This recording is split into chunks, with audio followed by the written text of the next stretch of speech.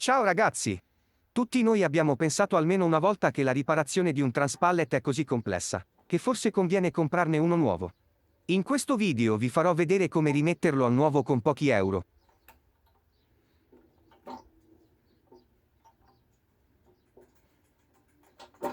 Come potete vedere, il pistone non tiene la pressione nemmeno senza carico.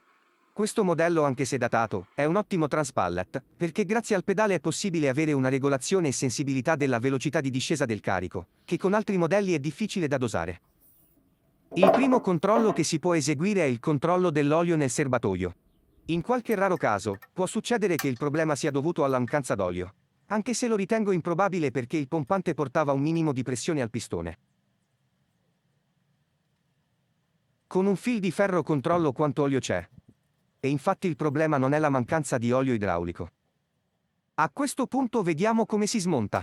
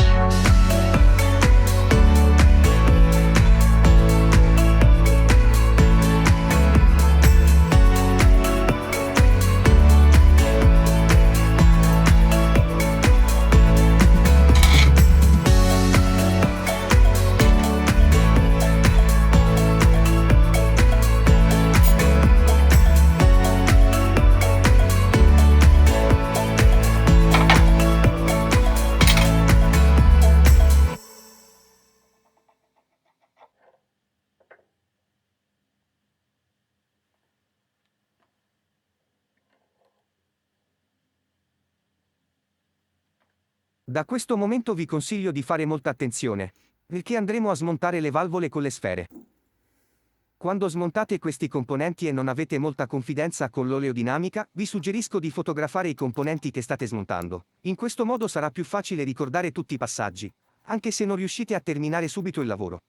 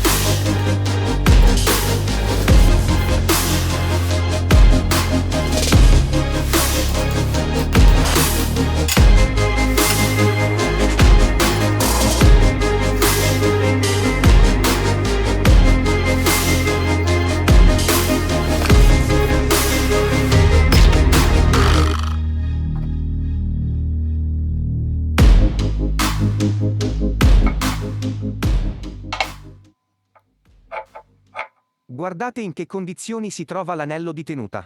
In queste condizioni non avrebbe mai potuto funzionare. Ma il lavoro non è finito, perché possono esserci dei frammenti di plastica nei condotti, in più potrebbero esserci altri componenti in condizioni disastrate. Quindi è necessario fare un controllo e una sostituzione di tutti gli o-ring e anelli di tenuta per avere un attrezzo affidabile.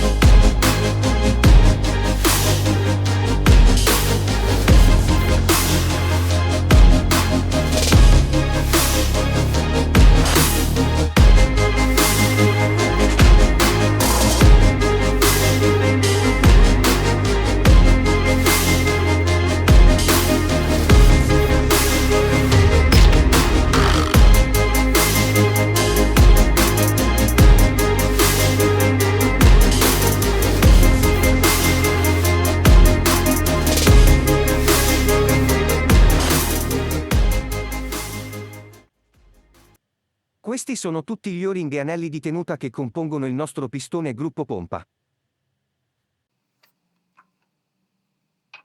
Dopo aver lavato tutti i particolari che compongono il nostro pistone e il gruppo pompa, possiamo iniziare a montare gli o-ring e anelli nuovi.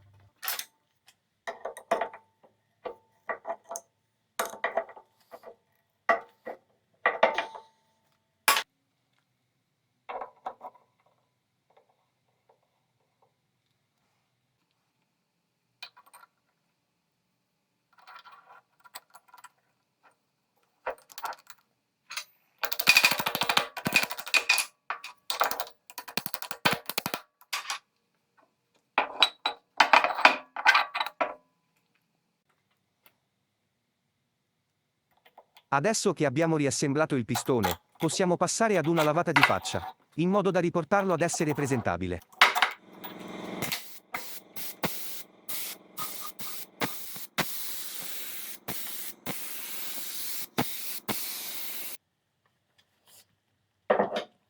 Dato che lo stiamo rimettendo a nuovo, faccio che sostituire anche le ruote. Più che un problema estetico, in questo caso è un problema funzionale, perché oltre ad essere consumate, una ruota è anche danneggiata.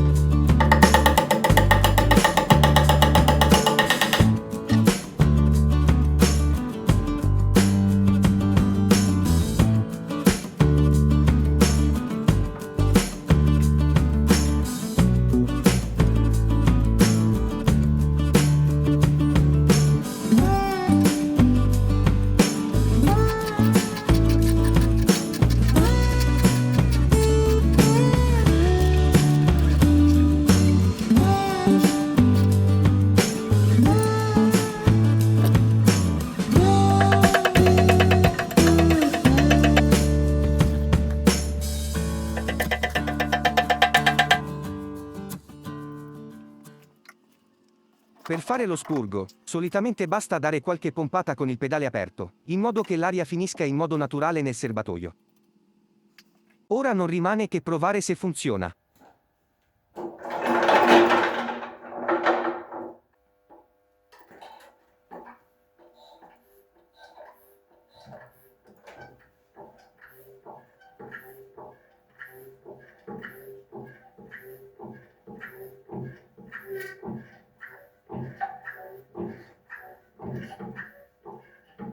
A differenza dei transpallet con la maniglia, questo modello a pedale permette di regolare con maggiore sensibilità il flusso d'olio.